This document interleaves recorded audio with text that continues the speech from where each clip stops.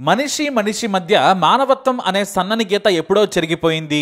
ఈ స్వార్థపు లోకంలో అంతా డబ్బు చుట్టూనే తిరుగుతుంది.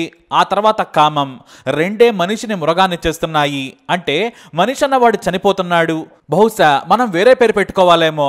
ఒకప్పుడు నీచమైన హత్యలు చేసేది మగవారే, కానీ ట్రెండ్ మారింది. మగవారిని మించి ఆడ నేరస్తులు క్రూరంగా మారిపోతున్నారు. ఎంతలా అంటే దెయ్యాలను మించి. దెయ్యాలున్నాయో లేవో తెలియదు, కానీ ఉన్నా ఒకవేళ చీకటి పడితేనే దెయ్యాల గురించి ఆలోచన వస్తుంది. కానీ కొన్ని ఆడ దెయ్యాలు పక్కనే ఉండి ప్రాణం తీస్తున్నాయి. అలాంటి డేంజరస్ డెవిల్ కృష్ణవేణి.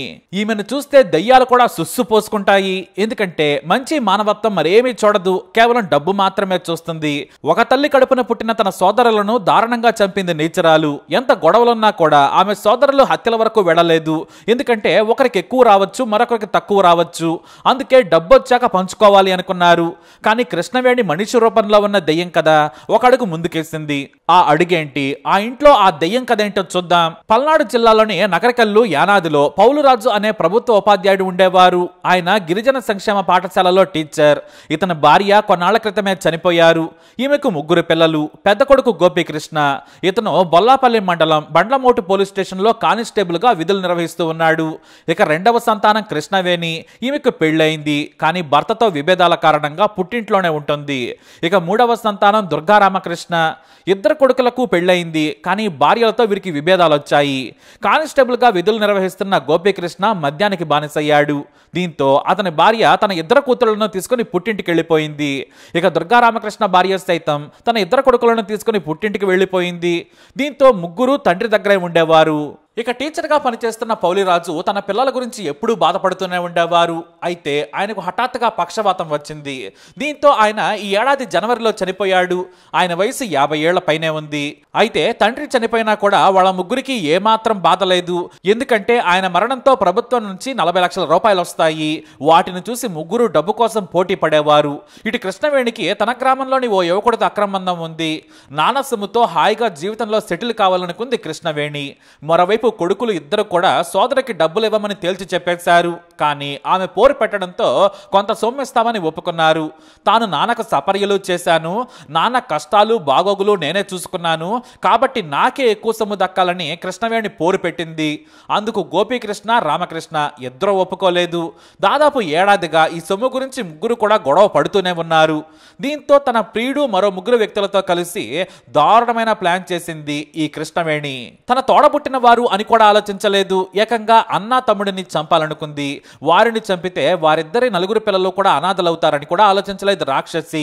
ఎందుకంటే 40 లక్షలు తనకే దక్కాలి. ఇటు ఇంటితో పాటు కొంత ఆస్తిని కూడా చేజిక్కించుకోవాలి అనుకుంది.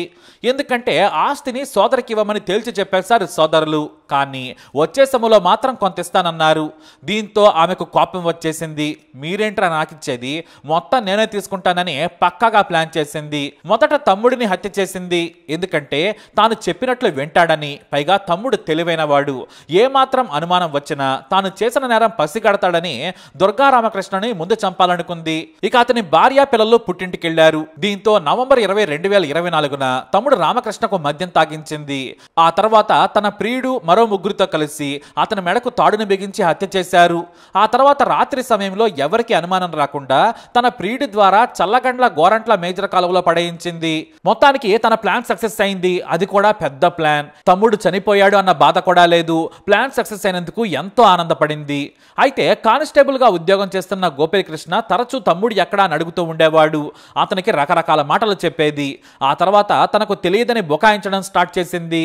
ఇక అన్న తన సోదరుడి గురించి అడగకుండా మద్యం తాగించేది. ఈ క్రమంలోనే డ్యూటీకి సరిగా వెళ్లేవాడు కాదు గోపీకృష్ణ. దీంతో ఎస్ఐ అతనికి మెమో జారీ చేశారు. అయినా కూడా రెస్పాండ్ కాలేదు. మరోవైపు అన్నను చంపేందుకు సరైన సమయం కోసం వేచి చుట్టం మొదలుపెట్టింది. ఈ కుట్ర గురించి తన ప్రియుడు ఇతర స్నేహితులతో చర్చించింది. అయితే డబ్బొచ్చే సమయం కూడా దగ్గర పడుతూ ఉంది. పైగా తమ్ముడు గురించి ఒకటే పనిగా అడుగుతున్నాడు అనే భయం కూడా కృష్ణవేణిని వెంటాడింది. దీంతో తొందరగా అన్నను కూడా వేసేస్తే బాగుండనిపించింది. ఇక అప్పటికే తమ్ముడిని చంపిన అనుభవం ఉంది. పైగా పోలీసులకు కూడా దొరకకపోవడంతో ఆ నీచురాలికి హత్య చాలా సులభమైపోయింది. మంచి మానవత్వమే కాదు, తన చేతిలో పెరిగిన తమ్ముడిని చంపిన కృష్ణవేణి ఇక తనను చేయి పట్టుకుని బడికి తీసుకెళ్లిన అన్నను చంపేందుకు కూడా సర్వం సిద్ధం చేసింది. డిసెంబర్ 10న రాత్రి సమయంలో తన అన్నను చంపేందుకు ఏకంగా చికెన్ తెచ్చి వండింది. మద్యం కూడా తెచ్చిపెట్టింది. ఆ తర్వాత అన్నకు మంచి మాటలు చెబుతూ విపరీతంగా మద్యం తాగించింది. మత్తులోనే పడుకున్న అన్నకు తన చున్నీనే బిగించింది. ఏ మాత్రం దయా దాక్షిణ్యం లేకుండా చనిపోయే వరకు మెడకు చున్నీ వేసి గట్టిగా లాగింది. మద్యం మత్తులో ఉన్న ఆమె సోదరుడు పెనుగులాడినా కూడా పాపం అతని శక్తి సరిపోలేదు. చివరకు సోదరి చేతిలో చనిపోయాడు అన్న. ఆ తర్వాత తన ప్రియుడు ఆమె స్నేహితులు గోపీకృష్ణ మృతదేహాన్ని గుంటూరు కాలువలో విసిరేశారు. అయితే పోలీసులు డ్యూటీకి రాకుండా ఉన్న గోపీకృష్ణ కోసం ఫోన్ చేయటం మొదలుపెట్టారు. అతని స్నేహితులు ఇంటికి వచ్చి అడుగుతూ ఉండడంతో ఆమె సరైన సమాధానాలు ఇవ్వలేకపోయింది. మరోవైపు పిల్లలు తమ నాన్నతో మాట్లాడుతామని కృష్ణవేణికి కాల్ చేస్తూ ఉండేవారు. ఇలా అన్ని వైపుల నుంచి ఒత్తిడి పెరిగింది. మరోవైపు తండ్రి డబ్బులు తన చేతికి రావాలన్నా కూడా సోదరుల సంతకం కావాలని తెలిసి ఒక్కసారిగా షాకు గురైంది కృష్ణవేణి. ఇక చిన్నగా కృష్ణవేణి మీద అనుమానం మొదలైంది. చేసేది లేక పోలీసులకు దొరికిపోతానన్న భయంతో పోలీసుల దగ్గరికి వెళ్లి లొంగిపోయింది. తానే సోదరులను చంపానని పోలీసులకు చెప్పడంతో వారు ఒక్కసారిగా షాకు గురయ్యారు. ఇంట్లోనే ఉంటే ఆ విషయం తెలిసి చంపేస్తారని పోలీస్ స్టేషన్ కి పరుగున వెళ్ళింది కృష్ణవేణి. మరోవైపు గోపీకృష్ణ రామకృష్ణ భార్యలను స్టేషన్ కి పిలిపించి విచారణ చేశారు పోలీసులు. మరోవైపు ముప్పాళ్ల పరిధిలో ఓ మృతదేహం పోలీసులకు లభించింది. మరో మృతదేహాన్ని గోరంట్ల మేజర్ కాలువలో గుర్తించారు. మొత్తం పాడైపోయిన స్థితిలో ఉన్న వాటిని పరీక్షలు చేసి తేల్చే పనిలో పడ్డారు పోలీసులు. కృష్ణవేణి చెప్పిన వివరాల ప్రకారం ఈ హత్యలకు సహకరించిన మరో నలుగురిని కూడా పోలీసులు అదుపులోకి తీసుకున్నారు.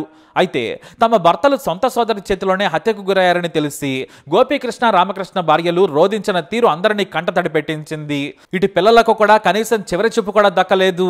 అలా మొత్తం నాన్న సొమ్ము తనకే దక్కాలనే కుట్రతో సొంత సోదరులను చంపింది నీచురాలు.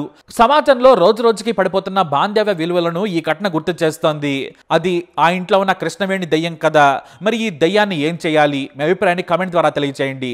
ఈ వీడియో అప్డేట్స్ కోసం మై ఛానల్ ఫాలో అవ్వండి. అలాగే తప్పకుండా సబ్స్క్రైబ్ చేసుకోండి.